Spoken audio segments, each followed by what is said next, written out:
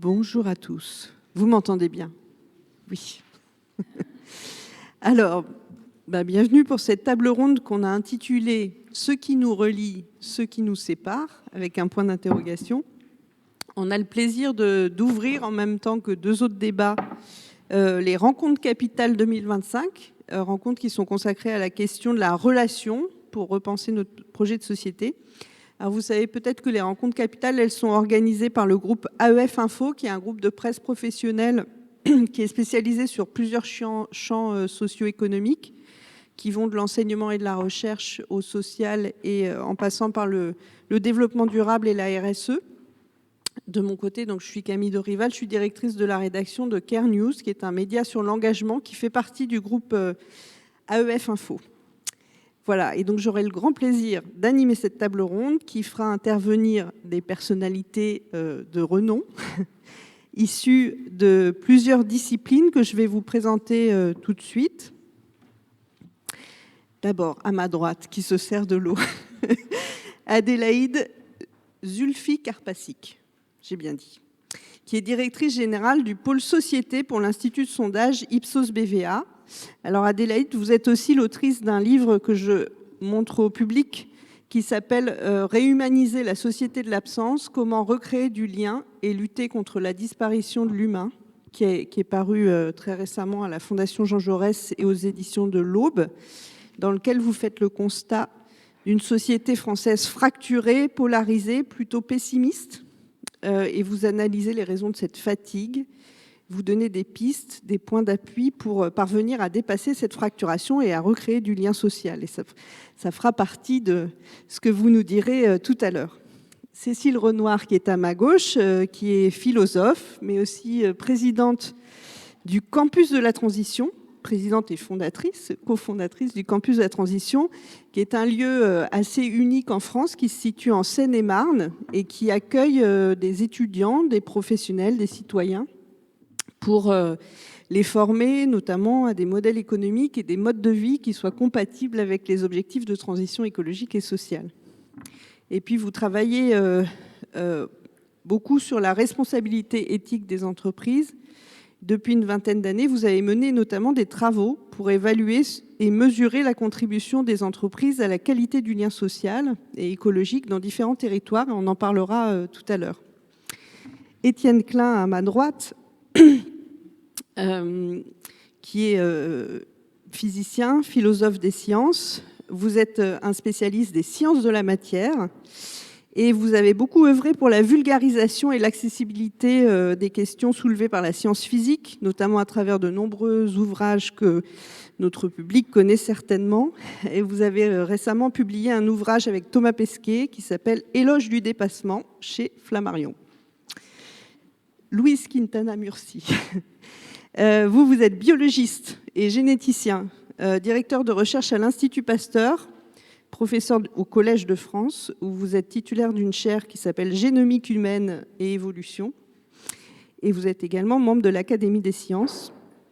Et vos recherches portent notamment sur la diversité du génome à travers les populations humaines. Et enfin, Didier Lesky, qui est directeur général de l'Office français de l'immigration et de l'intégration et également président de l'Institut d'études des religions et de la laïcité.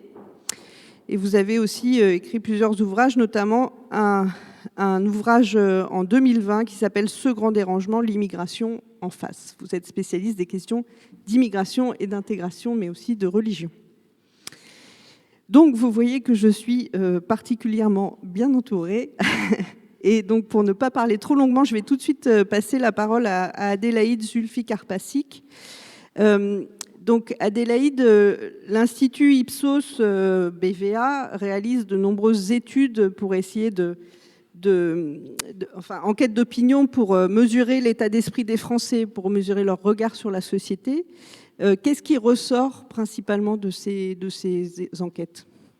Bonjour à toutes, bonjour à tous. Vous m'entendez bien aussi ?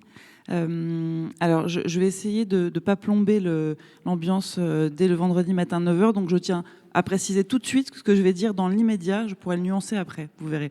Donc, mais c'est vrai que de prime abord, les Français ont une vision quand même plutôt sombre de la société. On le voit dans les différentes enquêtes qui sont publiées par Ipsos BVA ou par nos différents confrères. On a toujours des indicateurs de pessimisme, peu de confiance dans l'avenir, etc. Et ce qui est intéressant, c'est de comprendre pourquoi les Français ont cette vision assez d'une société qui est de plus en plus fragmentée et individualiste. Et puis, c'est vrai, quand on s'intéresse à leur état d'esprit, on voit que les sentiments qui dominent aujourd'hui sont d'abord la fatigue, une grande fatigue, teintée d'inquiétude, et ensuite de la colère. Il y a plusieurs facteurs explicatifs à cela. D'abord, on ne peut pas faire abstraction de ce qu'on appelle, du contexte de ce que j'appelle moi la permacrise ou encore polycrise dans laquelle nous sommes plongés depuis maintenant 10 ans avec le surgissement du terrorisme dans nos vies. On a commémoré malheureusement la semaine dernière les 10 ans des attentats du Bataclan, et c'est vrai que depuis se sont succédés des crises qui parfois se superposent, se chevauchent, s'alimentent, se succèdent. Donc voilà, terrorisme. Ensuite, on a eu des crises migratoires, crise des gilets jaunes, crise Covid, urgence climatique, guerre en Ukraine, et j'en passe, et des moins bonnes. Et donc voilà, forcément, ça vient quand même globalement teindre assez négativement le moral des Français. Et ça vient se superposer avec ce que moi j'appelle la façon dont les Français se vivent. Ils vivent leur vie en 3D. Alors la vie en 3D, c'était un peu un moyen mémotechnique que je m'étais fixé pour décrire ces trois grandes caractéristiques. La première, c'est un puissant sentiment de déclin. Les Français ont le sentiment, en substance, c'est le sentiment qu'en France, c'était mieux avant. On entend beaucoup cette petite musique, on la mesure dans les enquêtes. Donc, déclinisme. Deuxième chose, c'est le sentiment de déclassement, qu'il soit individuel ou collectif, avec des Français qui nous disent, sur toute une série de sujets et dans toute une série de domaines, que ce soit notamment le système éducatif, le système de santé, et ben en France, aujourd'hui, c'est moins bien qu'ailleurs, notamment qu'ailleurs en Europe. Donc, sentiment de déclassement. Et le troisième D, qui est celui qui nous intéresse aujourd'hui, c'est un puissant sentiment de dislocation du lien social. Vous avez aujourd'hui dans les enquêtes près de 8 Français sur 10 qui déplorent l'absence de lien. Et quand on questionne les Français sur l'évolution des liens entre toute une série de groupes, que ce soit entre agents de services publics et usagers, entre commerçants et clients, entre voisins, et qu'on leur demande si les liens se sont plutôt renforcés, stabilisés ou affaiblis depuis 10 ou 20 ans, les Français nous disent que tous les liens se sont affaiblis. Et qu'est-ce qui explique ce sentiment de dislocation de la société française ? Alors, il y a plusieurs raisons, évidemment, mais moi, une de mes hypothèses, et c'est ce que j'explique dans mon livre, vous l'avez cité, Réhumaniser la société de l'absence, c'est justement ce que j'appelle l'absence d'humain. Qu'est-ce que ça veut dire, l'absence d'humain ? En fait, on le voit, on le mesure déjà quand on questionne les Français sur qu'est-ce qui fait du comment aujourd'hui. Ils ont du mal à répondre à cette question. Elle n'est pas évidente, hein. C'est vrai qu'elle est assez théorique et un petit peu intello, mais elle n'est pas évidente. Mais c'est vrai que les Français déplorent cette absence de lien. Et quand on prend un petit peu de recul, en fait, et c'est ce que j'analyse dans mon livre, et qu'on regarde avec un pas de côté ou une prise de hauteur ce qu'on a vécu collectivement depuis 20 ans, je pense de manière assez inconsciente, en tout cas pour ma part, c'était pas aussi conscientisé. Je pense qu'on n'a pas pris la mesure collectivement des effets de ce que la révolution numérique et ce que le numérique a entraîné dans nos vies. On a sauté à pieds joints dans la dématérialisation pour le meilleur et pour le pire, mais quand on regarde ce qui s'est produit en 20 ans dans toutes les sphères de nos vies, c'est vrai qu'on voit qu'on a assisté à un mouvement massif, progressif, pas progressif d'ailleurs, un mouvement massif de dématérialisation de l'ensemble des sphères de nos vies. Qu'on parle du rapport dans notre rapport au service public, vous regardez, il y a des études qui le documentent il y a 20 ans, vous vouliez renouveler votre passeport, vous vouliez vous adresser aux impôts, vous vouliez aller à la CAF, vous alliez au guichet. Aujourd'hui, plus de 9 interactions sur 10 se font en ligne. Pareil dans les rapports avec les services. Avant, vous alliez au guichet de votre banque, vous alliez au guichet de la SNCF. Aujourd'hui, tout se fait sur une appli. Pareil dans les commerces, vous faites vos courses en ligne. Le nombre de caisses automatiques a augmenté, le nombre de caissières a baissé, et ainsi de suite. On pourrait décrire ça à l'envi, y compris d'ailleurs, il y a des études qui documentent l'évolution des rencontres amoureuses. Dans les années 1940-50, la plupart des rencontres amoureuses se faisaient dans le cercle d'abord familial et religieux également. Ça évolue progressivement. Dans les années 1980, c'était au bureau, dans les fêtes. Et puis aujourd'hui, une rencontre amoureuse sur 2 se fait par Internet. Donc, en 20 ans, c'est rien à l'échelle de l'humanité, 20 ans, c'est très très court. On a vraiment eu une évolution de notre rapport à autrui et donc une attrition des contacts humains réels. Et je pense qu'aujourd'hui, on est un petit peu en état de, pardon pour l'expression à vendredi à 9h du matin, mais on est un petit peu en état de gueule de bois. Je pense qu'on n'a pas conscientisé tout ça et que voilà, ça a conduit à une attrition du lien humain, une attrition des rapports. Et comme le dit l'anthropologue David Le Breton, notamment il parle des réseaux sociaux, il dit aujourd'hui, on n'a jamais autant communiqué, mais jamais aussi peu parlé. Et je pense que quand on ne parle pas à l'autre, on ne peut pas le connaître. Quand on ne le connaît pas, on ne peut pas lui faire confiance. Et c'est cette société qui est basée sur une forme de défiance qui, à mon sens, explique une partie de sa dislocation, pour répondre à votre question plus directement. Merci beaucoup, Adélaïde. Alors, Louise, avec vous, on change de discipline, puisque je m'adresse à vous en tant que généticien. Et donc, pour reprendre le titre de ce débat, d'un point de vue biologique, qu'est-ce qui nous sépare et qu'est-ce qui nous relie ? Bonjour à tous et à toutes. Ce qui nous relie, c'est tout d'abord nos origines récentes en Afrique. Grâce à la génétique, jusqu'aux années 70-80, on pensait que les Africains se sont originés en Afrique. Évidemment, les Européens s'étaient originés sur place. D'autres lignées humaines, on ne savait pas très bien si c'était les Néandertaliens ou autres, en Europe, et ainsi de suite pour le reste du monde. Or, on sait aujourd'hui très bien que tous les humains, grâce à l'étude de notre génome, de notre diversité génétique, de notre ADN, donc tous les humains, on a une origine récente en Afrique. Nos ancêtres se sont originés il y a environ 200-300 000 ans. Est-ce que ça vous paraît? Et pourquoi vous dites récent? Si c'est 200-300 000 ans, d'un point de vue de l'évolution, c'est très récent. Que les humains ont quitté l'Afrique hier, quelque part, parce que ça fait que 60 000 ans qu'ils ont quitté l'Afrique pour s'installer en Europe, en Asie, Amérique, Pacifique. Que lors de tous ces voyages, les humains se sont aussi métissés avec d'autres humanités disparues. C'est le cas en Europe. Les humains arrivent en Europe il y a environ 50 000 ans. Il se trouve en Europe les Néandertaliens, avec qui ils se métissent. Comment on le sait? On le sait en étudiant l'ADN de nous tous ici. On sait aujourd'hui que tous les humains hors d'Afrique, on a environ 2% de notre génome qui est d'origine néandertalienne.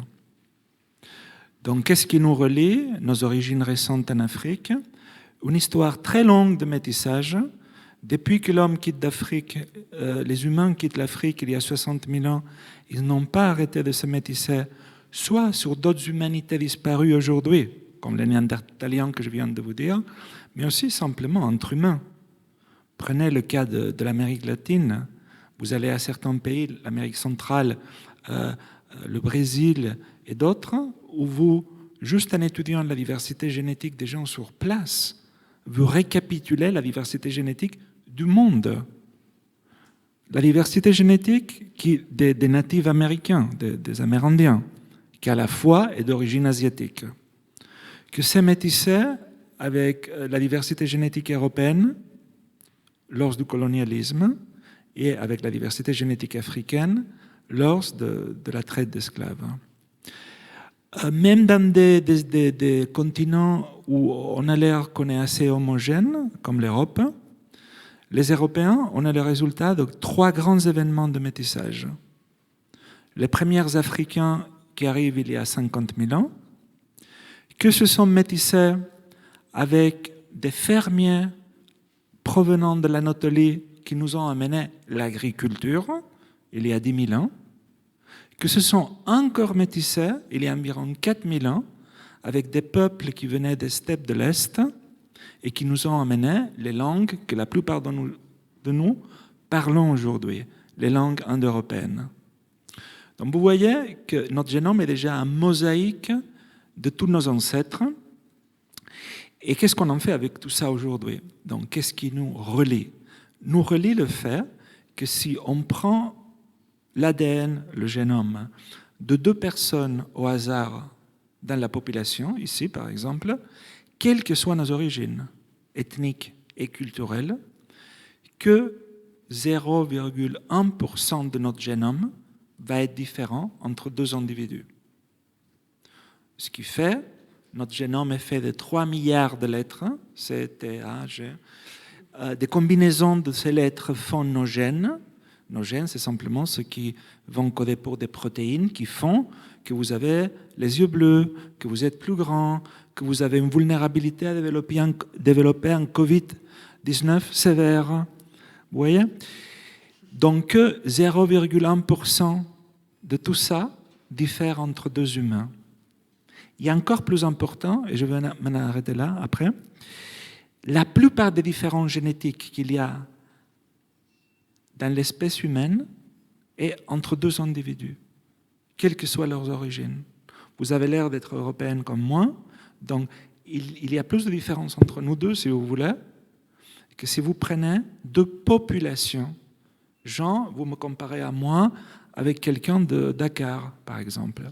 C'est pas du wokisme, ça, hein? C'est une observation empirique.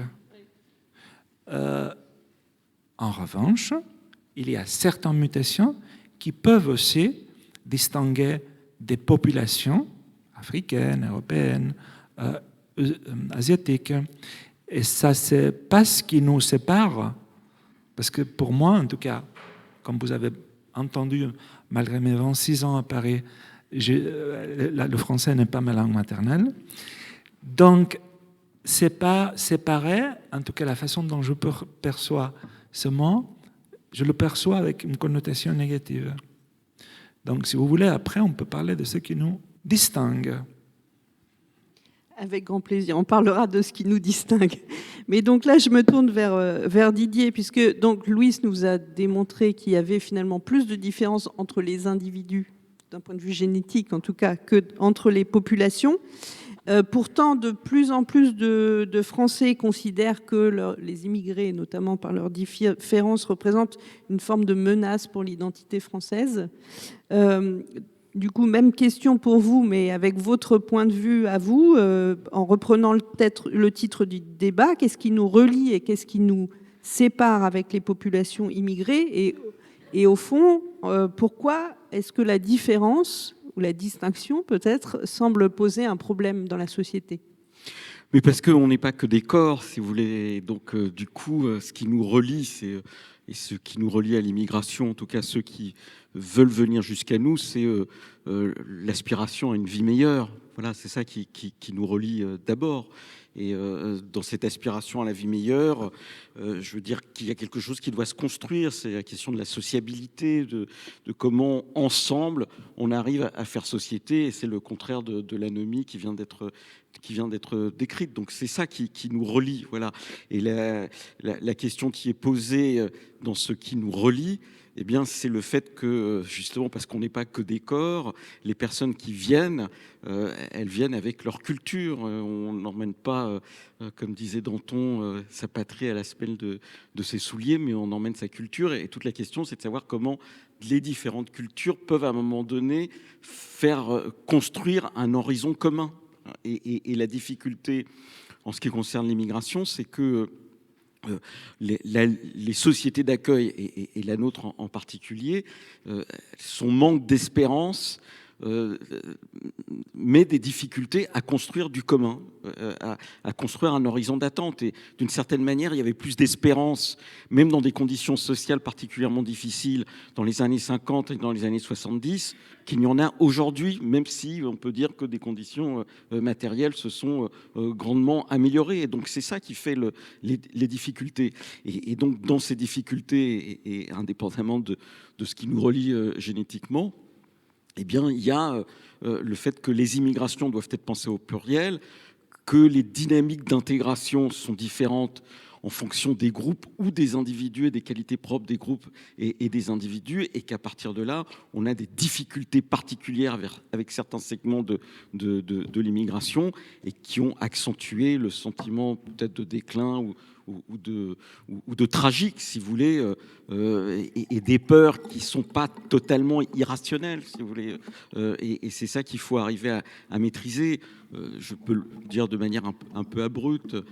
On peut avoir des personnes de culture ou de religions différentes, puisque je suis aussi, je m'intéresse un peu aux histoires religieuses, mais si vous voulez, aucun catholique intégriste ou aucun juif orthodoxe ne pense qu'il ira au paradis en tuant son voisin. Malheureusement, à partir de l'islam, on a des gens qui délirent complètement, hein, et qui sont attirés par un soleil noir nihiliste et qui pensent qu'en tuant leurs voisins, ils peuvent aller au paradis. Et ça peut faire peur. Merci. Alors, je reviendrai vers vous tout à l'heure, mais je me retourne vers Louis. C'est à vous, Louis. Vous parliez tout à l'heure de qu'est-ce qui distingue les individus. Et aussi, ce que j'ai envie de vous demander, c'est pourquoi est-ce qu'on constate, alors qu'il y a peu de différences génétiques entre les gens, comme vous nous l'avez dit, et encore moins entre les populations, pourquoi est-ce qu'on constate des phénomènes de rejet, de méfiance, de racisme, selon vous, pour faire le lien avec ce que vient de dire Didier? Bon, que la science et la génétique en particulier montrent que le concept de race n'existe pas, ne veut pas dire que les gens qui sont racistes ne puissent pas être racistes. Vous pouvez être... C'est un choix que vous avez.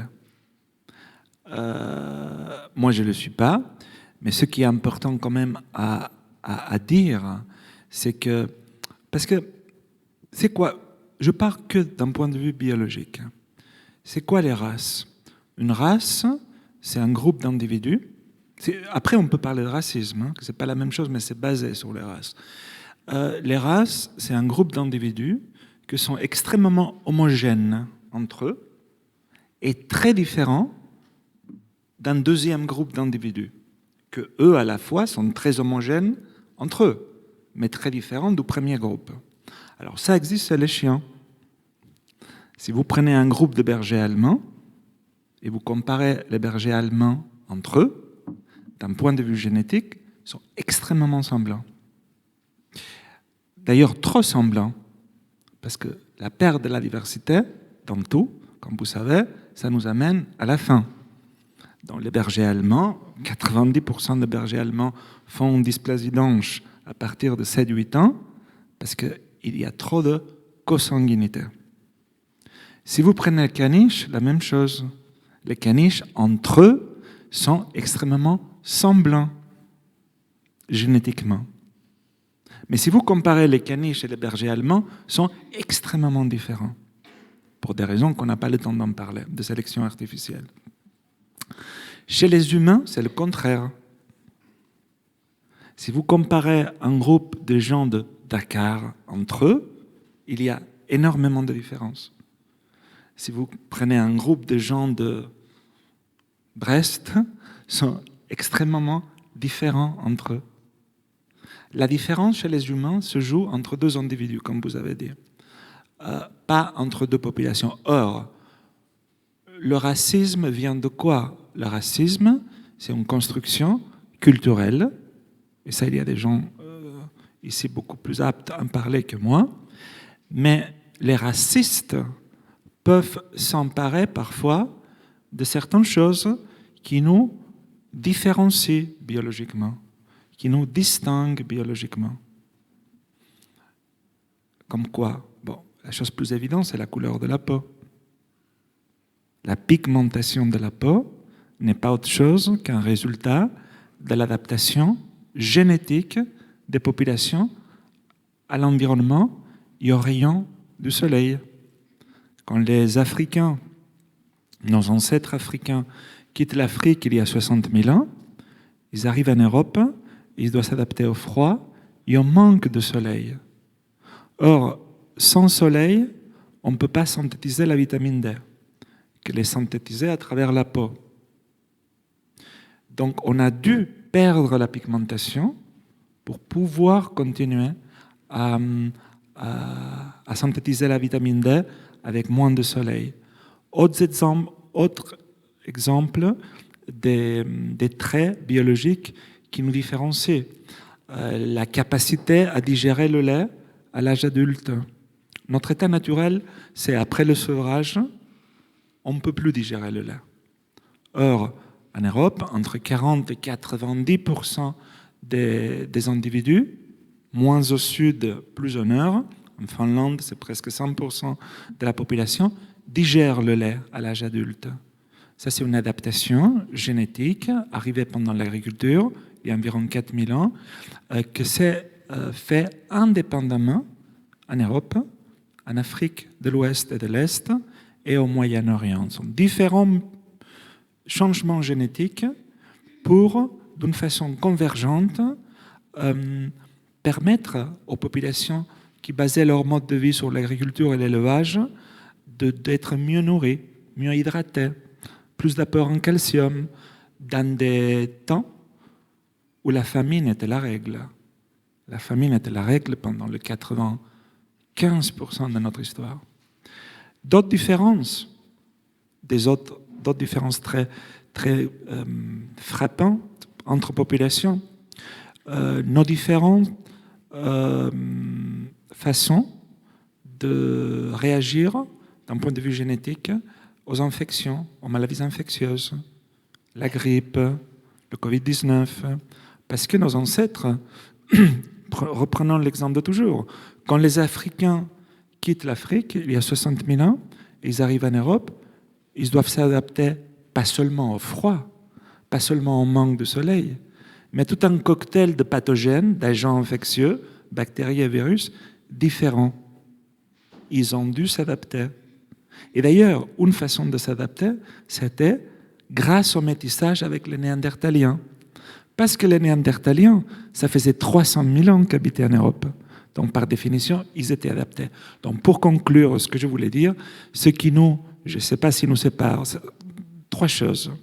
Les races, d'un point de vue biologique et génétique, chez les humains, n'existent pas. Racisme, c'est autre chose.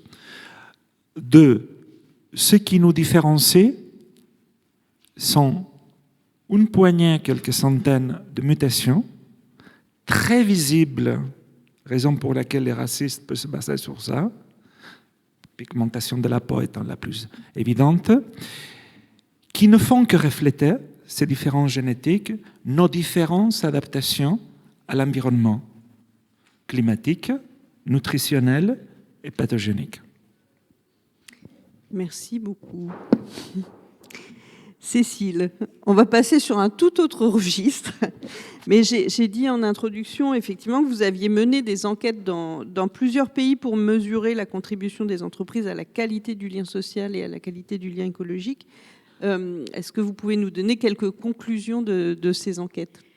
Oui, et je vais peut-être juste démarrer, je rebondirai sur ce que vous venez d'évoquer sur la question de l'environnement et du climat, en disant peut-être ce qui nous unit toutes et tous fondamentalement, c'est quand même que nous n'avons pas de planète B, nous avons un monde en commun dont il nous faut prendre soin ensemble. Et quand même, ce qui nous sépare, c'est la diversité et les inégalités très grandes dans l'accès aux conditions d'une vie digne et d'une planète habitable, et qui sera plus ou moins habitable selon les régions du monde. Et c'est bien ce qui est en train d'être discuté à la COP30.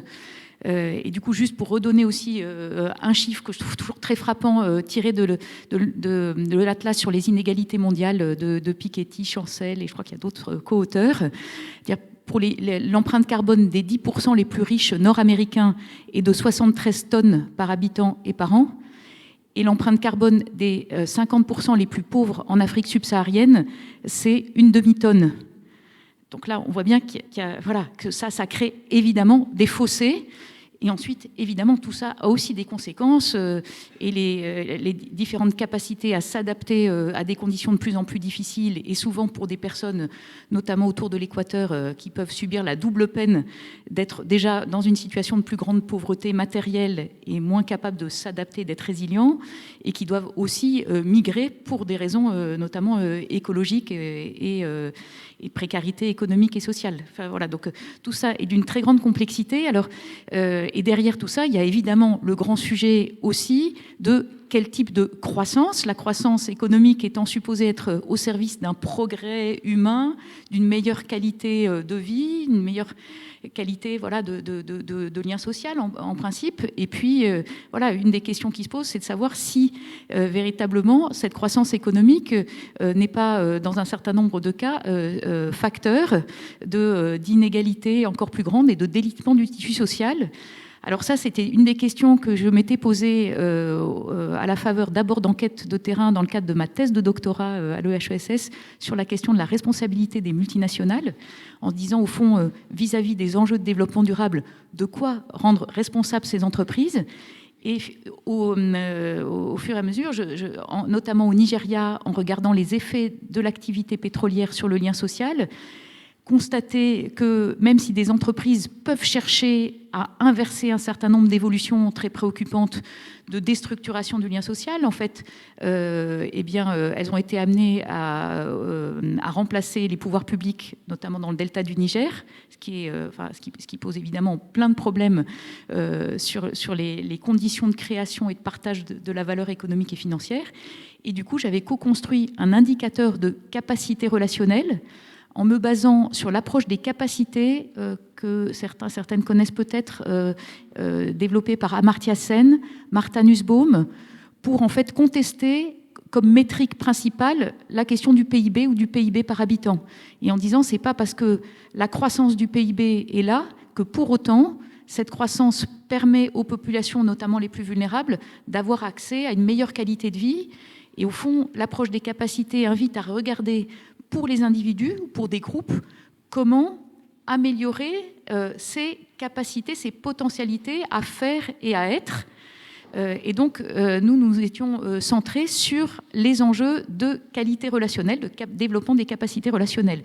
Et un des résultats très frappants des enquêtes sur les effets de l'activité pétrolière dans le delta du Niger, c'était une détérioration dans le delta du Niger de la confiance envers les proches, dans les familles.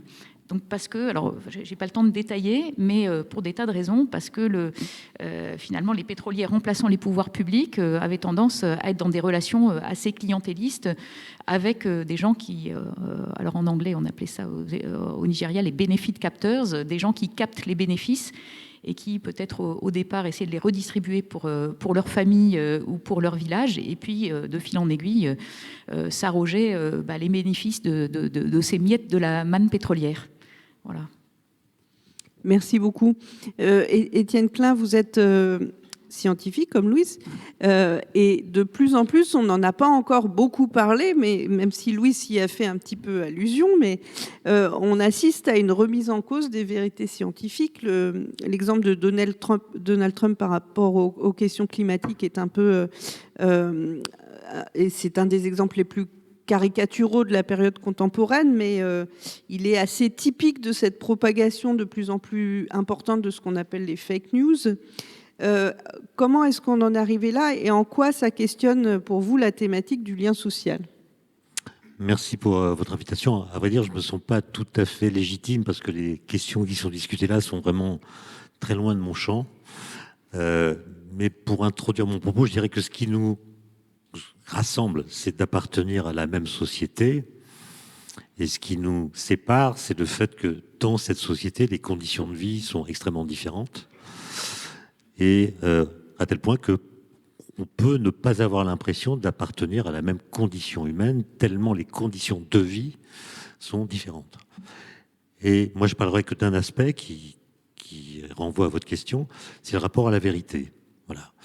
Il me semble, moi, j'ai pas fait d'études spécialisées, je suis pas sociologue, j'ai pas fait d'enquête, mais dans les interactions que je peux avoir avec différents publics, je remarque qu'il y a une concaténation entre la liberté et la vérité. C'est-à-dire que sur quasiment tous les sujets, chacun se sent autorisé à décider ce qui est vrai pour lui, à fabriquer sa vérité, sa fiction personnelle, sans estimer qu'il doit tenir compte de la vérité dans sa façon de penser ou dans sa façon de parler. Et la question, c'est à quoi ça mène ? C'est-à-dire, quand on met la liberté très au-dessus de la vérité, quel genre de liens sociaux on peut tisser ? Tocqueville, dans La démocratie en Amérique, disait « Le grand danger pour la démocratie, c'est pas les salons mondains où les gens discutent, puisqu'ils débattent. C'est ce qu'il appelait la constitution de petites sociétés à l'intérieur de la société qui rassemblent des gens qui pensent la même chose, qui s'abreuvent aux mêmes sources et qui s'isolent des autres petites sociétés avec lesquelles ils sont en désaccord. Et si je dis cela, c'est parce que à l'Académie des technologies à laquelle j'appartiens, il y a un groupe de travail qui a auditionné toutes sortes d'experts pendant 1 an. Et on a publié un rapport que vous trouvez sur le site si ça vous intéresse, qui s'intitule IA générative, et ça renvoie à ce que disait Adélaïde tout à l'heure, IA générative et désinformation. Et la conclusion à laquelle on a été obligé d'arriver à notre corps défendant, c'est que le monde numérique dope la force du faux. C'est-à-dire que le monde numérique privilégie, à cause de nous d'ailleurs, hein, à cause de nos cerveaux, privilégie la diffusion du faux par rapport au vrai. Parce que notre cerveau, en fait, il aime le faux. Le faux, souvent, il est plus spectaculaire, il est plus séduisant. La vérité, c'est compliqué, il faut l'étudier, il faut aller chercher des sources. Alors que le faux est une sorte de friandise pour le cerveau qui se propage facilement. En fait, pour le dire en une phrase, notre cerveau n'aime pas être contredit. Voilà. Et ça a toujours été vrai. Avant le numérique, les gens de gauche ne lisaient pas Le Figaro. Les gens de droite ne lisaient pas l'Humanité ou Libération, parce que quand vous lisez le journal, vous voulez que la façon dont les informations vous sont rapportées soit homomorphe à votre propre lecture du monde. Là, je ne parle pas du journal, hein, je parle du monde, le vrai monde. Hein. Si vous êtes choqué par ce que votre journal écrit, ben vous changez de journal. Et dans le monde numérique, ce biais cognitif est accentué par des algorithmes qui ont au fait de repérer vos tropismes intellectuels, culturels, vos croyances, vos idées politiques, et vont vous alimenter en articles, vidéos qui vont confirmer à vos yeux ce que vous croyez déjà, ou ce que vous pensez déjà, ce qu'on appelle des biais de confirmation. Et donc, s'agissant des sciences, oui, moi j'observe que cette force du faux semble augmenter, d'autant plus qu'elle est également dopée par une forme de narcissisme contemporain qui fait que chacun estime qu'il a le droit de donner son opinion, même si le sujet dont il parle est un sujet pour lequel il n'a pas vraiment de compétences. On l'a bien vu pendant le Covid, hein, où on a vu se constituer numériquement d'ailleurs, ce qu'on pourrait appeler des chez-soi idéologiques, où des gens qui ne se connaissent pas, par leurs habitudes de consommateurs du numérique, se retrouvent enfermés dans des bulles qui les alimentent tous de la même façon. Et ça me semble, en fait, nous séparer, puisque nous sommes tous dans la même société, mais nous ne sommes pas tous dans le même monde, dans le même rapport au monde. Et vous parliez des États-Unis. Alors, moi, j'ai des collègues aux États-Unis qui me racontent ce qu'ils vivent là-bas, et j'avoue que je ne suis pas gréé intellectuellement pour comprendre ce qui se passe.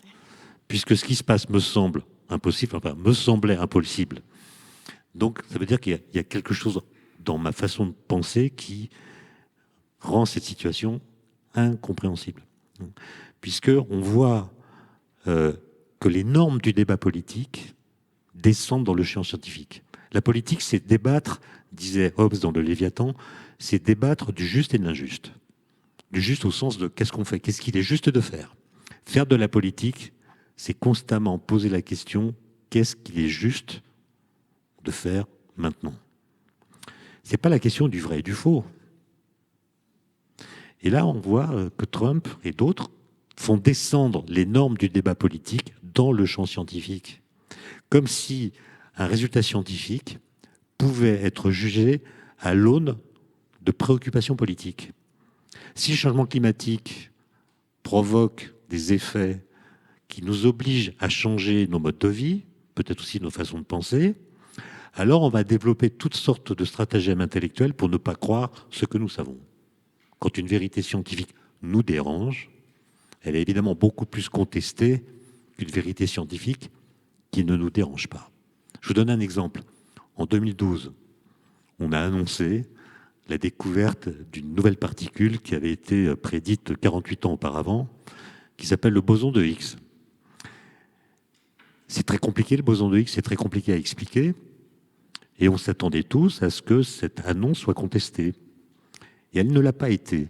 On n'a pas vu en librairie de livre publié intitulé « Ma vérité sur le boson de Higgs ». C'est une vérité scientifique qui n'a pas été contestée. Et on s'est dit dans un premier temps, bonne nouvelle, ça veut dire que notre information, notre façon d'expliquer la chose a fait autorité. Puis en fait, on s'est rendu compte que c'est pas du tout ça. Si cette vérité n'a pas été contestée, c'est parce que en fait, tout le monde s'en fout. Voilà. Donc on a été invité à prendre une leçon de modestie. Mais juste pour finir, moi je pense que celui qui a le mieux analysé la situation et son évolution, c'est un philosophe anglais qui s'appelle Bernard Williams, qui est mort il y a quelque temps, là, mais en 2008, je crois, ou 2006.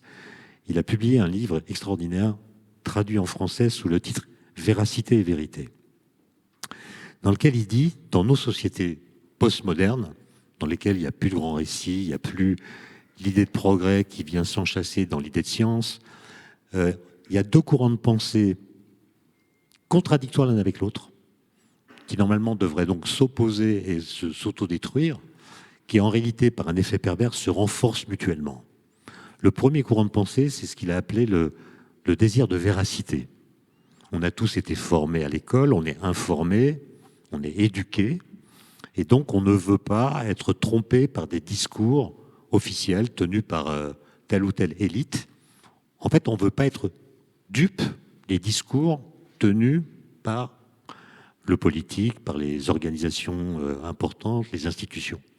Et donc ce désir de véracité, c'est finalement le souci de ne pas être dupé.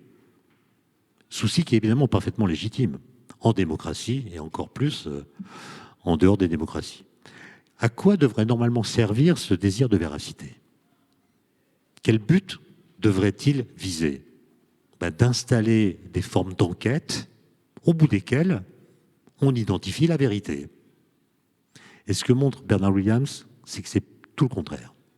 C'est-à-dire que le désir de véracité va déclencher dans la société tout entière ce qu'il appelle un esprit critique généralisé qui va défaire l'idée qu'il y a des vérités assurées.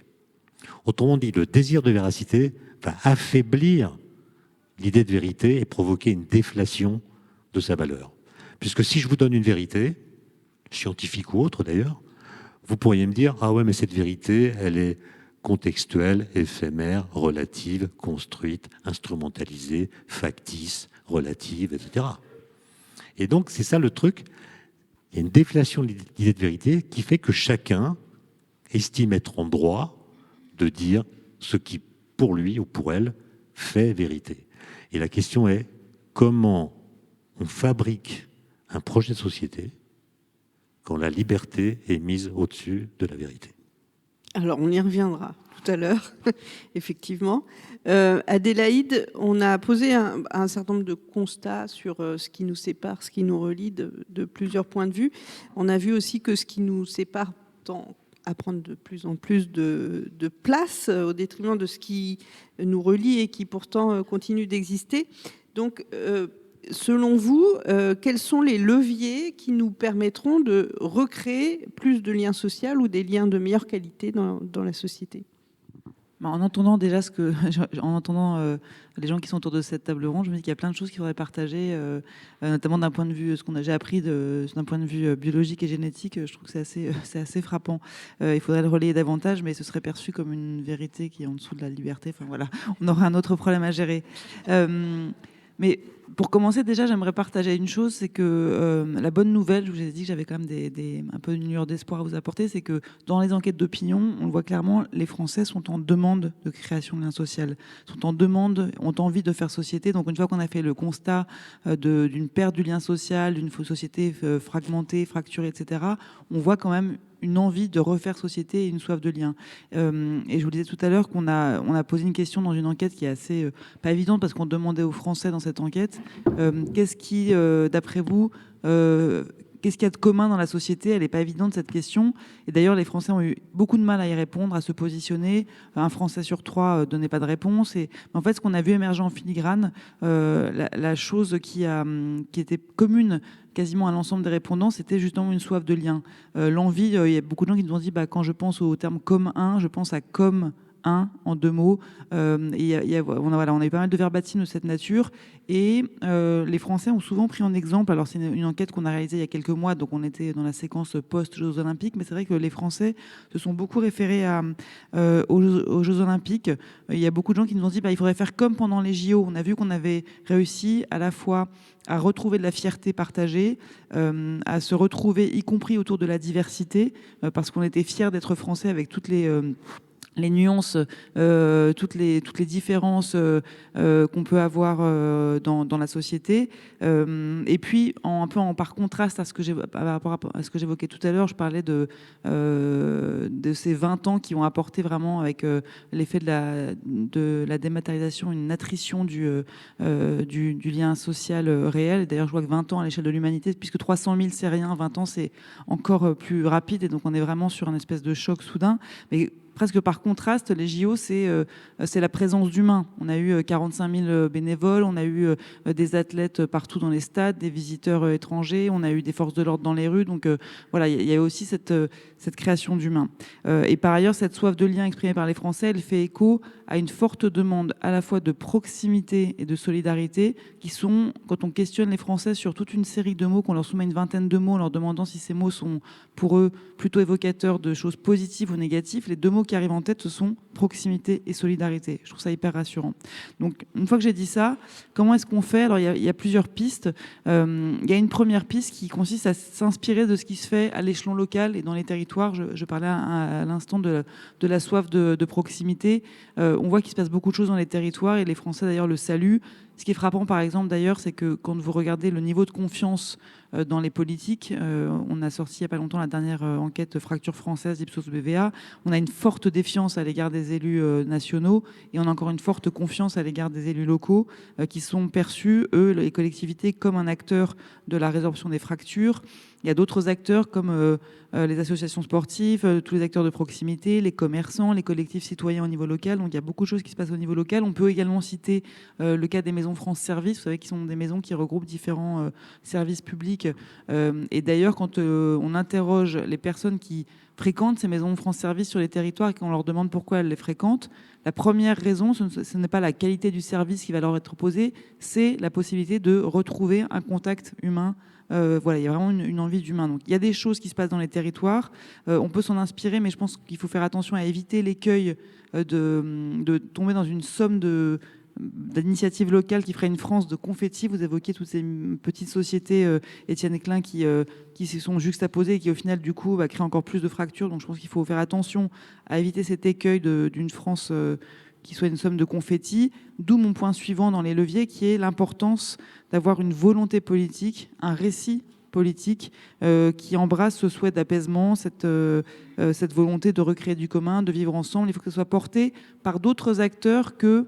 parce que c'est vrai qu'on voit cette envie de faire société, elle émerge au moment des JO, elle émerge après la Coupe du Monde de football, donc elle est portée à travers des événements sportifs. Il faudrait qu'elle soit portée autrement et peut-être par des voies politiques. Voilà. Et le dernier point, je pense qu'il y a un enjeu essentiel. Moi j'ai parlé de l'impact du numérique et de la dématérialisation de l'ensemble des sphères de nos vies depuis 20 ans. Étienne Klein a parlé aussi de l'influence de l'intelligence artificielle et notamment sur cette perception de la vérité. Je pense quand même qu'on a un sujet d'éducation au numérique, ou en tout cas d'accompagnement du numérique. Je le disais tout à l'heure, on a sauté à pieds joints dans ce mouvement, pour le meilleur et pour le pire. Je dis pas ça, je suis pas réactionnaire, je dis pas qu'il faut arrêter revenir en arrière et supprimer tout ce qui a trait au numérique. Il y a plein de choses intéressantes qui ont été rendues possibles, mais en tout cas, il faut prendre plus de recul, accompagner ce mouvement, éduquer peut-être nos enfants. Je crois qu'Elisabeth Borne a évoqué par rapport à tous les instruments de mesure, vous savez, pour les parents d'élèves, vous pouvez être sur Pronote en permanence, les enfants ont les devoirs le soir. Elle avait évoqué le droit à la déconnexion, le fait que les enfants n'aient pas à regarder Pronote après 18h ou le week-end. Je pense qu'on a aussi un devoir de ne pas les connecter trop tôt, en tout cas d'accompagner cette connexion en réfléchissant à comment on le fait et pourquoi on le fait. Et donc, pour terminer, encore une fois, je disais, je ne suis pas réactionnaire, il ne faut pas rejeter le numérique, il faut vraiment trouver une voie médiane, un juste chemin entre dématérialisation et réhumanisation. Je pense que c'est sur ce chemin qu'il nous faut aller et réfléchir. Didier, sur les questions d'immigration, d'intégration, de religion, qu'est-ce que c'est, à votre avis, les grands sujets à régler pour arriver à une société plus pacifiée sur ces questions-là ? C'est d'organiser des lieux de la confrontation positive. Voilà, c'est ça la difficulté. La difficulté aujourd'hui, c'est le fractionnement de la société, le fait qu'on n'a plus de grands lieux qui servaient de médiation entre catégories populaires, comme l'ont été par exemple à une certaine époque, ce qu'on pouvait appeler les forteresses ouvrières, où on avait des organisations syndicales qui arrivaient à brasser l'ensemble de ceux qui étaient confrontés à la production, avec une dynamique qui était, à mon avis, beaucoup plus positive que l'affrontement religieux, qui était l'affrontement entre le capital et le travail, plus porteur d'espoir que l'affrontement entre religions, si vous voulez. Et une des formes de la fracturation qui est faite à partir du religieux est un problème, et qui est un problème qui pèse sur la capacité qu'on a à intégrer ceux qui arrivent. Voilà. Donc là, c'est la première chose. La deuxième chose, c'est qu'on a des difficultés sociales majeures et qui sont en train de s'amplifier en même temps que nous sommes en Europe, mais c'est vrai aussi aux États-Unis ou en Angleterre, si on veut aller au-delà de l'Union européenne, qui sont des sociétés dont le spectre des diversités ne cesse de s'élargir. L'Union européenne, c'est 13% d'immigrés. Quand on prend l'Asie de manière générale, c'est moins de 3% d'immigrés dans la population, c'est-à-dire d'une personne qui est née étrangère à l'étranger et qui va résider ailleurs. Les gens peuvent être en mouvement, mais ne restent pas. Donc nos sociétés, elles sont ouvertes, et cette ouverture, elle a du mal à la prendre en charge, parce que justement, les lieux de confrontation, les lieux de dynamisme et la capacité à construire un horizon d'attente commun, s'est épuisé en même temps que le rôle du politique s'est épuisé. Je veux dire, ce qu'a dit Étienne Klein, voilà, la vérité est un combat, pour reprendre un mot d'ordre bolchevique de la vieille école. Mais dans ce combat-là, il y avait l'idée qu'on construisait une perspective commune. Voilà. Et cette perspective commune, elle est profondément cassée. Et c'est ça un des problèmes. Et donc, pour arriver après concrètement à qu'est-ce qui nous manque pour intégrer aujourd'hui les immigrés, ou quelles sont les difficultés sociales auxquelles l'ensemble de la population est confrontée et qui sont accentuées pour ceux qui arrivent, c'est le logement. Voilà, avec les dynamiques de ghettoisation qui sont extrêmement fortes. Je rappelle que 35% des immigrés vivent dans du logement social, c'est 11% pour les non-immigrés, mais c'est encore plus fort pour ceux qui viennent globalement du continent africain. En gros, une personne d'origine maghrébine sur deux vit dans du logement social, avec des fortes concentrations qui sont en même temps des poches de pauvreté. Moi, j'étais préfet en Seine-Saint-Denis pendant 4 ans. J'ai fermé la dernière usine automobile qu'on a reconstruite de l'autre côté de la Méditerranée. Mais ces usines, elles étaient justement des lieux de la confrontation et des lieux de la prise en charge. Voilà. La deuxième chose, on paye extrêmement cher la désindustrialisation massive, et donc la perte économique globale pour l'ensemble de la société, au moment où apparaissent à travers le monde des sociétés qui ne sont pas ouvertes aux autres, et qui sont de plus en plus dynamiques économiquement, et qui ont même des capacités d'invention qu'on ne soupçonnait pas dans le cadre de régimes autoritaires. Voilà, et qui en plus, pour complexifier le problème de l'horizon d'attente et de la capacité à construire du commun, qui sont dirigés par un truc, pour prendre la Chine, qui s'appelle le Parti communiste chinois, si vous voulez. Donc c'est extrêmement compliqué d'arriver à se retrouver dans cette configuration générale. Et en même temps, je terminerai sur ce que j'ai dit au début, c'est-à-dire qu'est-ce qui fait que les gens viennent à nous ? Mais c'est parce qu'on est globalement dans les pays d'Europe des États sociaux articulés sur de la démocratie. Alors après, on peut discuter de plus ou moins de démocratie, etc. Mais c'est ça que les personnes viennent chercher, voilà. Mais elles viennent le chercher dans des sociétés qui sont elles-mêmes profondément en crise et bousculées par l'intelligence artificielle, c'est-à-dire le fait qu'on ne mesure pas encore ce que veut dire cette révolution technologique du point de vue des modes de production et qu'est-ce que ça va engager. Et et du reste une évolution de notre vocabulaire le montre quand on parle d'immigration, avec, à mon sens, un enfer pavé de bonnes intentions. Moi, je pense qu'il faut montrer quelle est l'utilité sociale des immigrés quand ils arrivent. Donc, il faut recommencer à parler de travailleurs immigrés qu'on veut insérer dans une dynamique de production positive pour l'ensemble de la société, et arrêter comme ça les discours sur on doit prendre en charge les exilés, si vous voulez. L'exilé, ça ne veut rien dire. Voilà. Donc voilà, essayons de redonner à ceux qui arrivent une image d'utilité sociale, et arrêtons des vocabulaires de prise en charge des corps, indépendamment de ce que les gens sont. Et par ailleurs, ce qu'ils sont n'est pas toujours très simple à prendre en charge, parce que même si on appartient à une commune humanité, on appartient à des cultures différentes qui, sur le court terme, divisent malgré tout l'humanité, et c'est pas simple à prendre en charge. Étienne Klein, vous vouliez rebondir, et plus largement, qu'est-ce qu'on peut faire face aux contre-vérités pour refaire société ? Ça, j'aimerais bien le savoir. J'en sais rien. C'est un combat. C'est un combat. Quelles sont les armes qu'on peut utiliser dans ce combat ? À vrai dire, j'essaie de tenir compte de ce qu'on a appris, notamment pendant le Covid. Et parce qu'on a appris beaucoup de choses pendant le Covid sur justement la façon dont le faux et le vrai se combattent, notamment sur les réseaux sociaux. Mais moi, je voulais plutôt rebondir sur ce que j'ai entendu des uns et des autres, notamment le fait que les sondages le montrent, les Français estiment que nous sommes en déclin. Moi, j'ai l'impression que on n'arrive plus à se donner un horizon projectif à long terme. On est pris par les urgences de tous ordres dont on a fait une petite liste. Et le fait que l'urgence nous mobilise, finalement, abaisse notre regard et empêche de tracer l'axe du temps. Pourquoi je dis ça ? Parce que moi, je suis d'une génération qui était adolescente dans les années 70, et je me souviens très bien, parce qu'on recevait des magazines pour adolescents toutes les semaines, qui nous racontaient en détail l'an 2000. Comment on allait voyager, se nourrir, communiquer, travailler, se divertir. C'était dessiné, c'était mis sous nos yeux. En fait, le futur était représenté, aux deux sens du terme. Il était mis dans notre présent et il était dessiné. De sorte que chacun pouvait tracer une trajectoire individuelle entre le présent où nous étions et le futur qui nous a été montré à l'avance. J'avais même des copains qui étaient pressés de vieillir. Aujourd'hui, je connais personne qui soit pressé d'être en 2050. Ça veut dire que, en fait, on a plus de scénario projectif.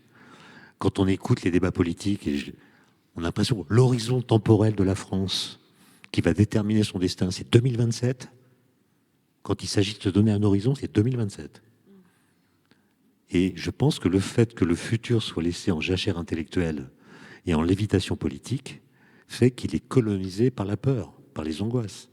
Et ça, c'est pour les jeunes générations que je fréquente par le biais des étudiants, c'est des conditions psychologiques extrêmement dures.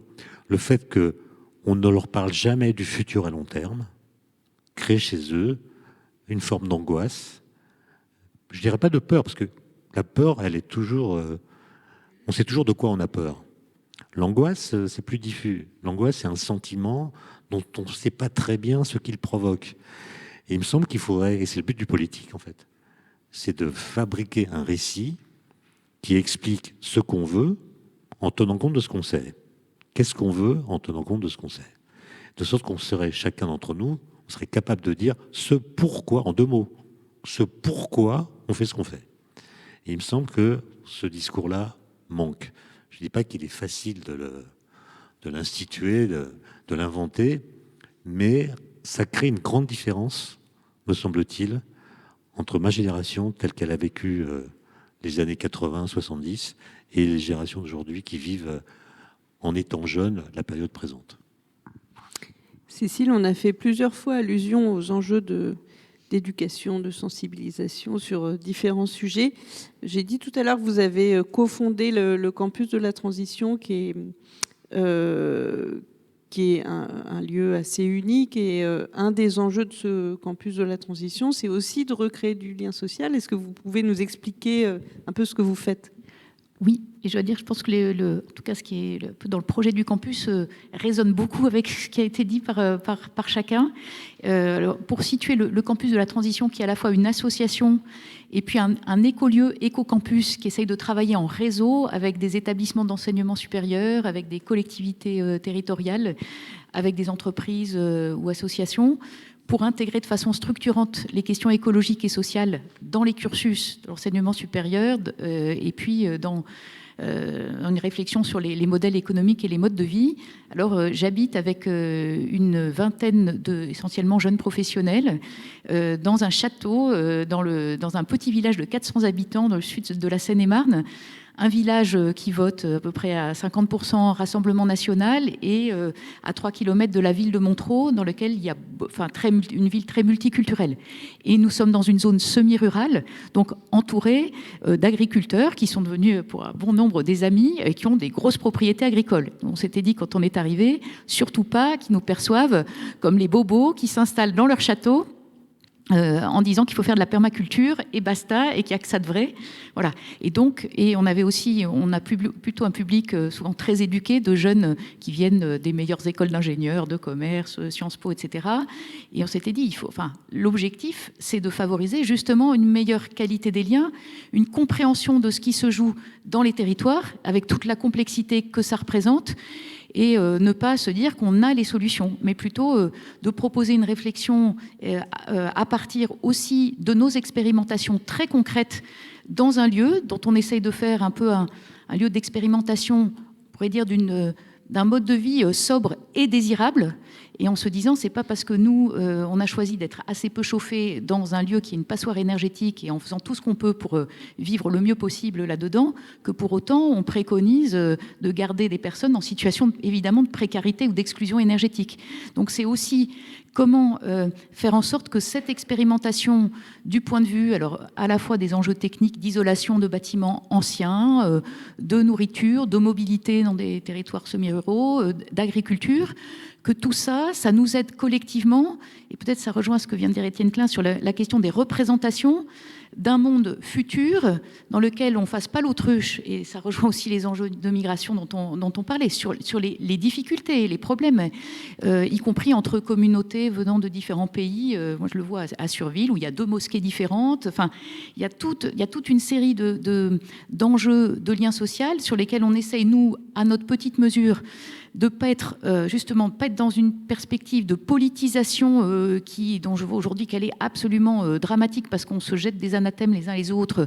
On peut pas parler de justice sociale sans qu'on vous dise que vous êtes d'extrême gauche. Enfin, je trouve qu'il y a des choses tellement préoccupantes. Et que moi, l'expérience que je fais, où on accueille des jeunes de banlieue climat, des jeunes de la mission locale, en même temps que des étudiants de l'ESSEC ou de l'IX, et que du coup, essayer de faire se croiser les mondes et de se représenter collectivement les conditions d'apprentissage, du dialogue, du débat, qui peut être assez musclé, mais en s'écoutant et en évitant d'être dans nos mondes parallèles. Et alors, ce qui était décrit aussi sur la question des bulles de filtre organisées par les réseaux sociaux, et par le fait que, du coup, chacun est renforcé dans ses préjugés. Et donc, nous, à notre toute petite mesure, on essaye en fait d'être un peu un laboratoire d'expérimentation de ces enjeux, d'amélioration de la qualité du lien, en étant très conscient, et on le vit dans notre propre collectif, que c'est pas si facile de relier les mondes. Et alors, il y a un politiste dont la perspective, je trouvais très intéressante pour essayer de réfléchir à des stratégies transformatrice, qui est Eric Olin Wright, qui avait écrit, il est décédé maintenant, il y a quelques années, un ouvrage en français intitulé Utopie réelle, ou réaliste, réel, je crois. Et il invitait à conjuguer les stratégies à la fois en rupture, interstitielles et réformistes. Et je trouve que c'est intéressant parce que ça signifie aussi que selon qui on est et dans nos engagements, parfois nous font être dans une logique qui est davantage le responsable, je sais pas, d'entreprise ou associatif qui scoltine les contraintes réglementaires du moment présent, l'horizon d'aujourd'hui.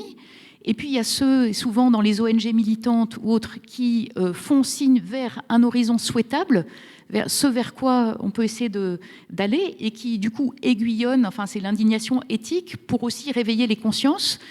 Et puis, entre les deux, il y a comment on passe justement des contraintes du moment présent, enfin, ou de ce qui nous paraît dans nos sociétés, des conditions qui ne sont pas cohérentes avec des aspirations à la justice sociale, à la fraternité universelle, et comment on dessine des trajectoires en tenant compte des contraintes et de la diversité aussi culturelle. Et on voit bien aujourd'hui que le monde... on voit directement dans l'enseignement supérieur en France les effets de ce que Donald Trump a fait aux États-Unis. Et du coup, évidemment, on ne peut pas dire tout est beau, tout est rose, ça va être facile. Et donc, c'est aussi, je trouve, cet apprentissage-là d'essayer de donner du sens en étant en même temps très lucide sur ce qui est difficile. Et juste, je termine sur le fait que moi, l'expérience que je fais avec des jeunes dont un bon nombre sont aussi extrêmement inquiets, donc aussi avec de la colère, parfois un sentiment d'impuissance. Mais quand même, je pense que l'expérience qu'on fait au campus, c'est le fait d'agir concrètement, même à petite échelle, en essayant de ne pas perdre de vue la big picture, quand même redonne du sens et de l'espérance collective.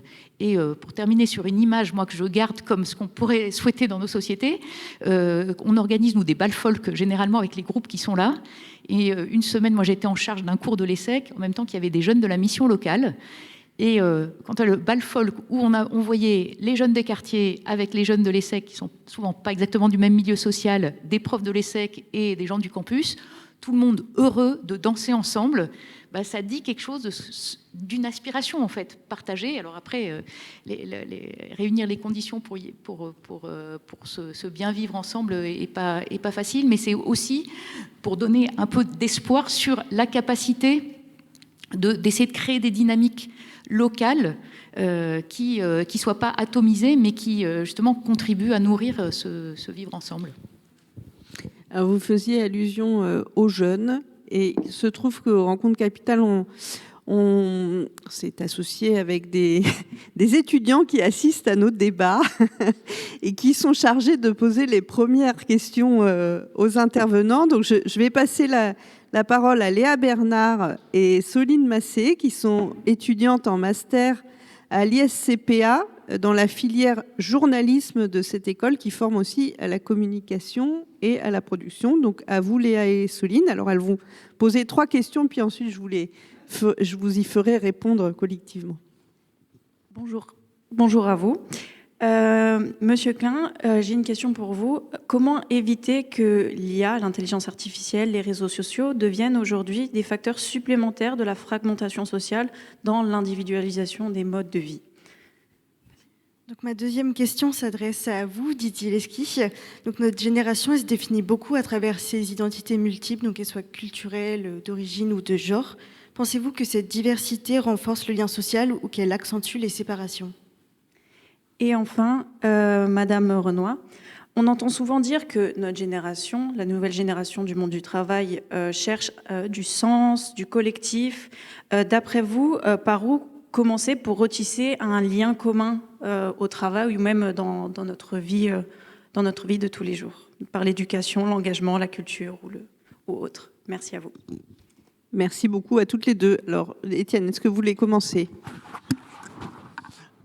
Merci pour cette question. Enfin, non. Non. Non, parce que l'IA, elle est quand même assez neuve, elle évolue très rapidement, et donc c'est difficile de dire comment elle va changer notamment notre rapport à la connaissance. On voit bien que la tentation est grande de déléguer aux machines des choses que nous n'aurions plus à faire. Et donc, en fait, le risque, c'est qu'on démuscle nos cerveaux. Je vous donne juste un exemple. Il se trouve qu'il n'y a pas très longtemps, j'ai corrigé des copies d'étudiants. Alors, on ne peut plus leur donner de devoirs à la maison, parce que sinon, on corrige ChatGPT, ce qui n'est pas très intéressant. Donc, on leur donne des devoirs comme avant, les enferme, sans téléphone, sans montre, sans ordinateur, et ils rédigent une copie. Or, ce sont des étudiants qui ont vu leur orthographe corrigée depuis qu'ils savent écrire. Quand ils écrivent sur un écran, un téléphone, un ordinateur, c'est corrigé. Donc, quand ces correcteurs d'orthographe sont apparus, on s'est dit, tiens, bientôt, on corrigera des copies sans faute.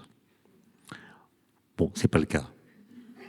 c'est pas le cas, ça veut dire qu'ils ont délégué, pas tous, hein, mais certains ont délégué aux machines la connaissance des règles de la grammaire et de l'orthographe. Donc, est-ce que l'IA va démuscler nos cerveaux ou est-ce qu'au contraire, elle va provoquer un essor de l'esprit en nous obligeant à faire des choses que seuls les humains peuvent faire? Parce que l'intelligence artificielle, le mot intelligence, c'est le mot anglais, hein. C'est pas le mot français. L'intelligence en anglais, c'est la gestion des données, le traitement de l'information, c'est tout. C'est ce qu'on appelait autrefois la cybernétique. L'intelligence en français, c'est en plus la capacité à distinguer le vrai du faux, à montrer ce par quoi on est intelligent en raisonnant, en argumentant.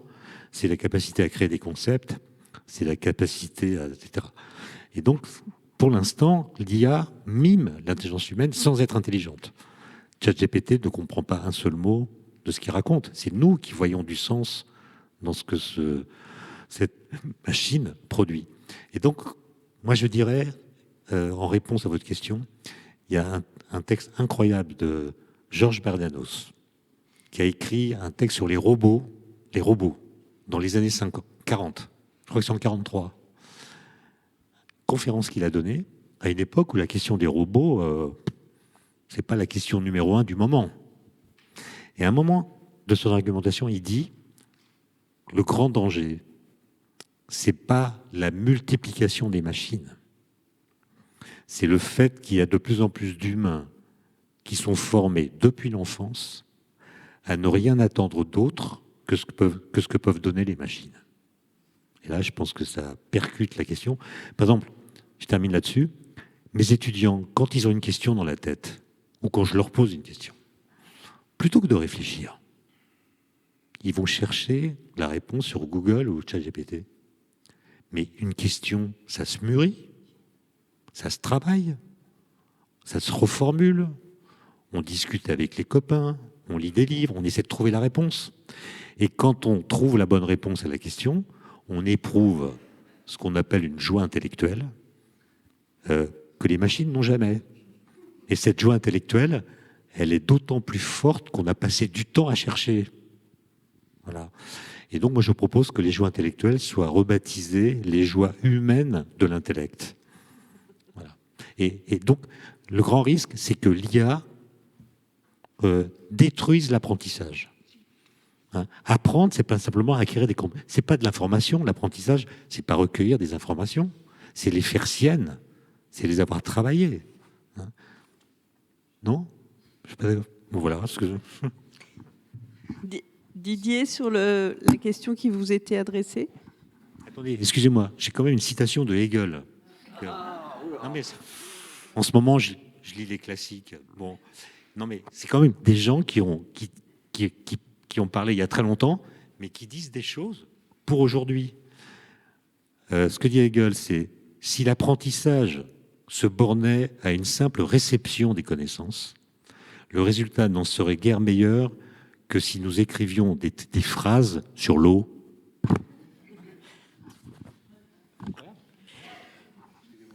Non, mais si on est dans la citation et pour essayer de dire que il y a encore de l'espoir, Marx disait que l'humanité ne se pose que les questions qu'elle peut résoudre. Donc on peut arriver à penser qu'on va résoudre un certain nombre de questions qui aujourd'hui participent de nos angoisses et dont on a le sentiment qu'on n'y arrivera pas. Mais bien évidemment, oui, je sais bien qu'il y a en particulier, enfin, dans une partie de la jeunesse, une très grande générosité et des ouvertures aux autres, avec en plus cette idée qu'on connaît depuis longtemps, c'est-à-dire que je est une tribu, qu'on est multiple, qu'on est métisse, qu'on a différentes aspirations, appartenances. La question, c'est de savoir comment ensemble on les dépasse et pas on les durcit au point de n'avoir comme identité qu'une partie de ces différences. Et c'est particulièrement compliqué quand on a des personnes, par exemple, qui arrivent de sociétés qui ne connaissent pas tous ces débats. Je pense par exemple au débat autour du genre, si vous voulez, question de savoir l'identité de genre et l'aspect de genre, est-ce que ça concorde ou pas. Moi, j'ai à prendre en charge des milliers d'Afghans tous les ans, de personnes qui viennent d'Afrique. Si vous voulez, si je commence à leur expliquer que ici, ça peut être très normal dans une université qu'il n'y ait plus de toilettes hommes et femmes parce que la question du genre elle est tellement fluide qu'on ne sait pas ce qu'est un homme et qu'est une femme, c'est compliqué. Voilà. Et donc, dans le rapport à ceux qui viennent, eh bien, les avancées que peuvent avoir une partie de la jeunesse, puisque ce sont des avancées pour vous en tout cas, mais pour moi aussi en partie, eh bien, c'est pas simple à faire comprendre aux autres. Mais je sais bien que on a en plus, nous, des débats qui apparaissent comme en décalage, par exemple, à ce que Étienne Klein disait dans ce que pouvait être ma jeunesse. Moi, je pense, par exemple, que, puisque c'est un débat qu'on a régulièrement,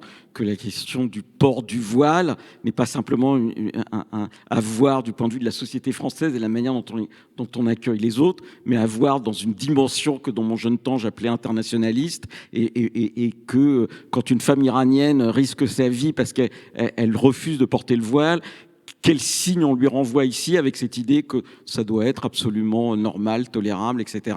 Alors que depuis des décennies, partout où ça s'est développé, eh bien ça s'est accompagné de régression démocratique. Et alors qu'en France et en Europe, c'est exactement l'inverse. Dans les années 50, on avait des femmes qui portaient un foulard, mais elles étaient mineures sur le plan juridique par rapport à leur mari. C'est toute une série de choses. Après, je pense que l'enjeu de faire commun ensemble, c'est de faire en sorte que ces identités affichées n'apparaissent pas comme un frein à l'idée de faire société commune. Voilà. Et c'est pour ça que j'ai repris l'idée du travailleur qui peut avoir des histoires différentes, mais qui organise une solidarité par rapport à sa condition sociale et pas par rapport à l'identité qu'il se construit ou que les autres veulent lui assigner. Voilà. Et donc il faut sortir des assignations identitaires, et sortir des assignations identitaires, c'est pas durcir de manière absolue cette idée de différence qui finissent à la fin par être le plus... être réduite à je ne sais quoi. Moi, j'ai été responsable de l'UNEF pendant longtemps, j'ai milité dans l'université, dans les lycées. Quand je vais aujourd'hui dans une université, si vous voulez, je suis un peu désespéré, voilà, par ce que je vois, parce que je vois plus de fractionnement entre étudiants que de dynamique collective qui puisse entraîner vers de l'espérance l'ensemble du monde étudiant ou l'ensemble de la société. Cécile, sur votre question. Alors, c'est une énorme question sur la question du lien social au travail, et on pourrait la prendre soit sous l'angle plus macro, enfin les conditions d'une économie qu'on pourrait appeler relationnelle, enfin au service, ou alors il y a plein de termes aujourd'hui, entre l'économie du donut de Kate Raworth, je ne sais pas si vous voyez, donc créer et partager la valeur économique et financière en respectant un plancher social, un plafond environnemental. Maintenant, Olivier Hamon l'a fait florès avec la notion, mais très belle, de robustesse plutôt que de performance. Et c'est encore cette idée, finalement, derrière, de laisser de l'espace à la production, on pourrait dire, de liens de qualité, alors même qu'on produit des biens et services.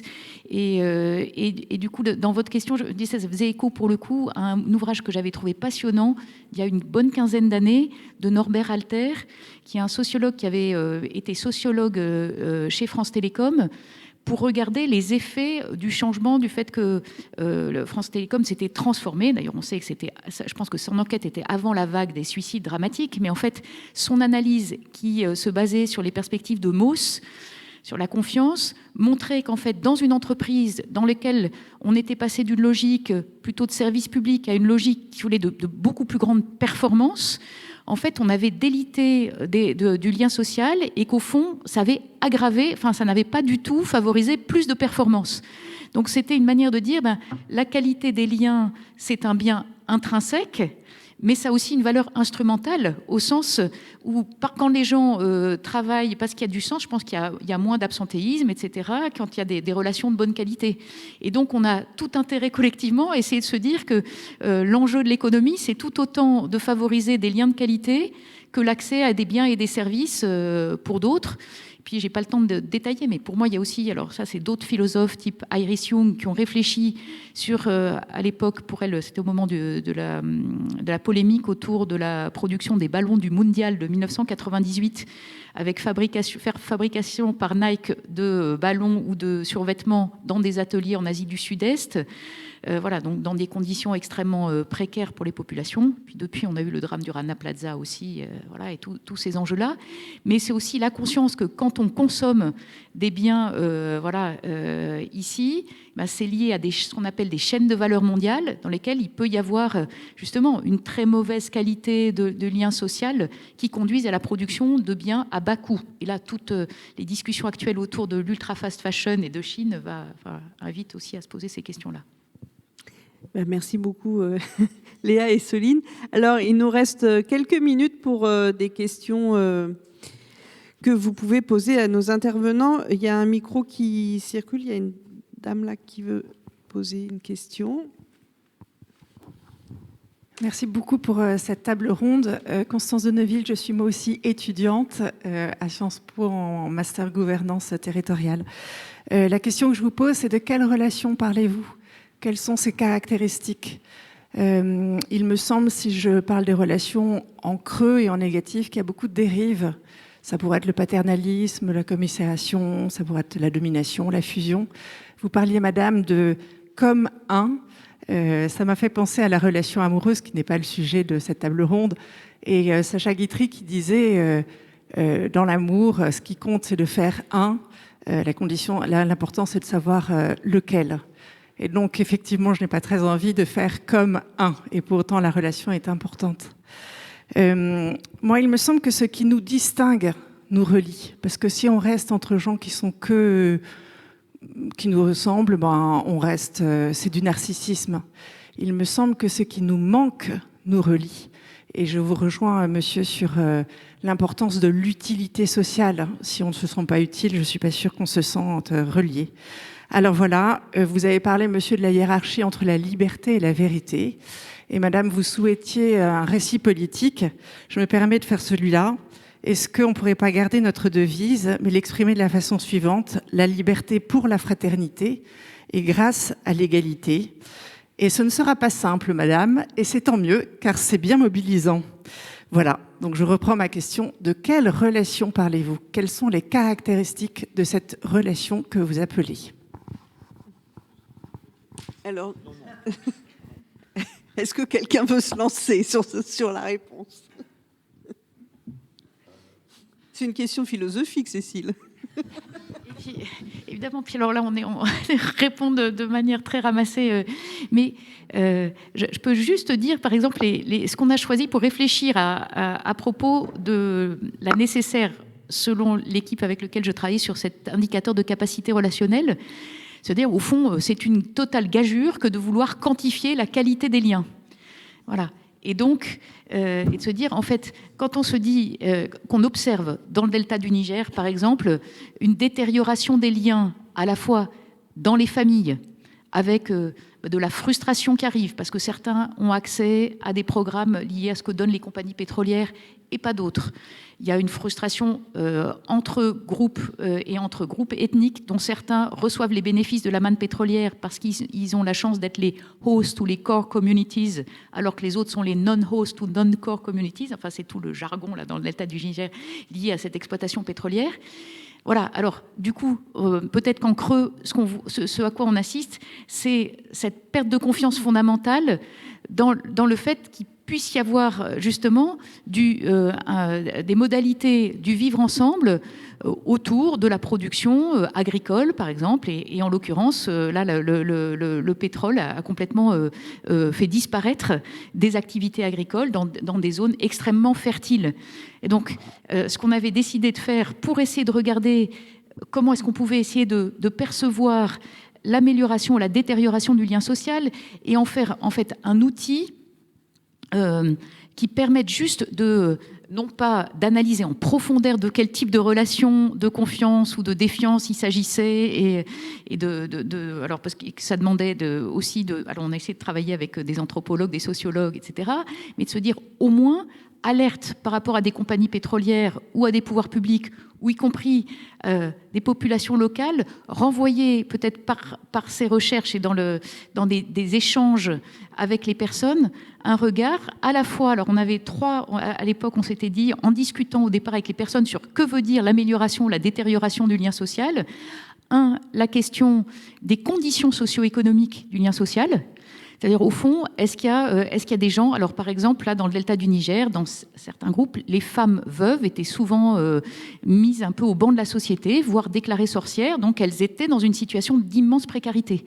Et donc là, les gens nous disaient, mais là, il y a un sujet, cet isolement des personnes, donc ces conditions socio-économiques, comment on fournit des moyens pour les personnes d'être reliées à d'autres, les moyens d'information, de communication, là, de transport, dans des zones marécageuses. Enfin, il y avait tous ces aspects-là.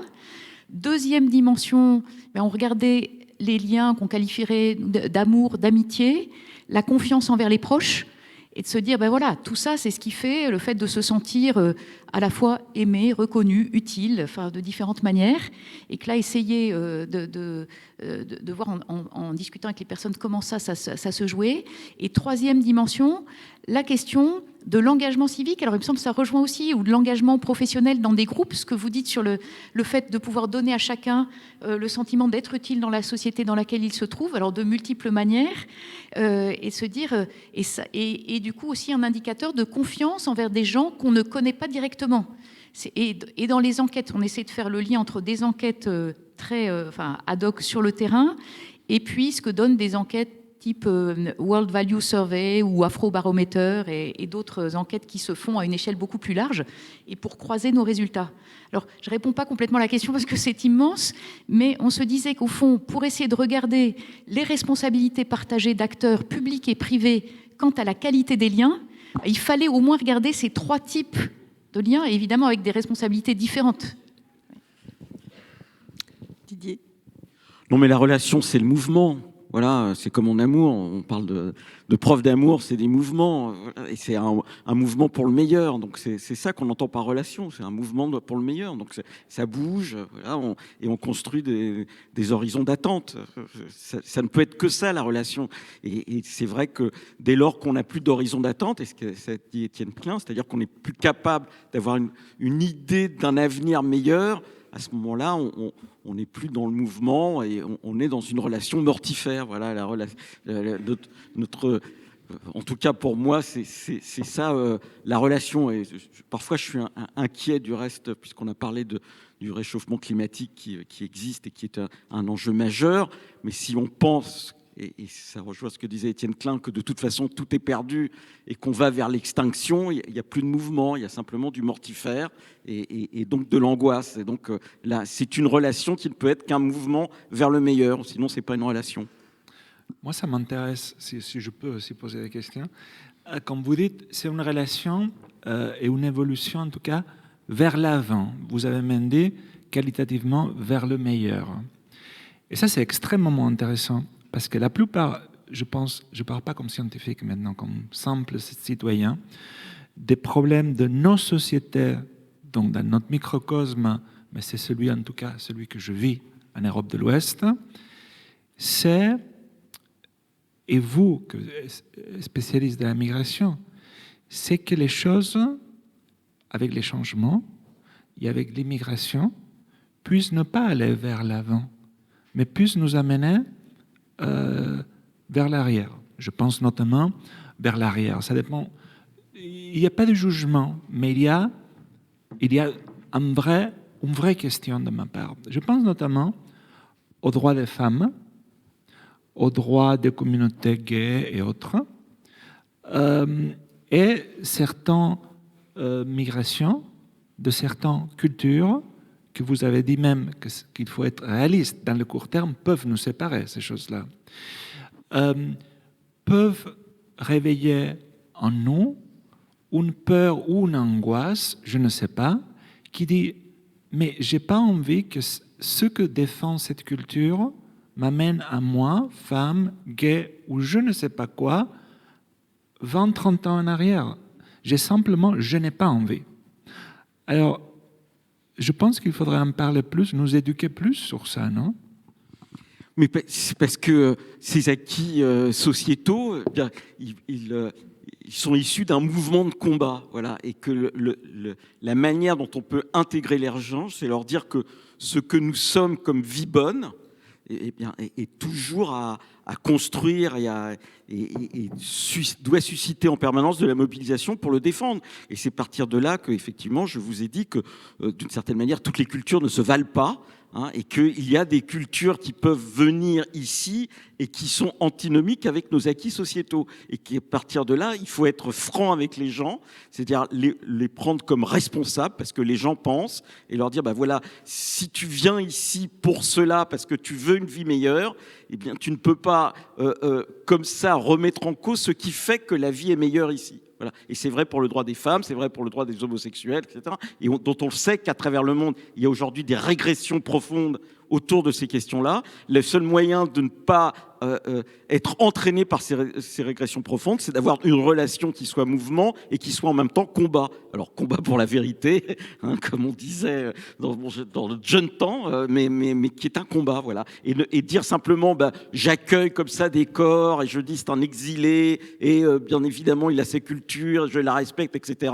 Et bien à un moment donné, ça peut susciter des angoisses chez ceux qui pensent que ça peut remettre en cause. Mais vous venez de dire une chose d'une importance capitale, que j'y crois. Oui, c'est un exilé, c'est sa culture, je la respecte. Oui, mais j'ai pas envie qu'il change la mienne.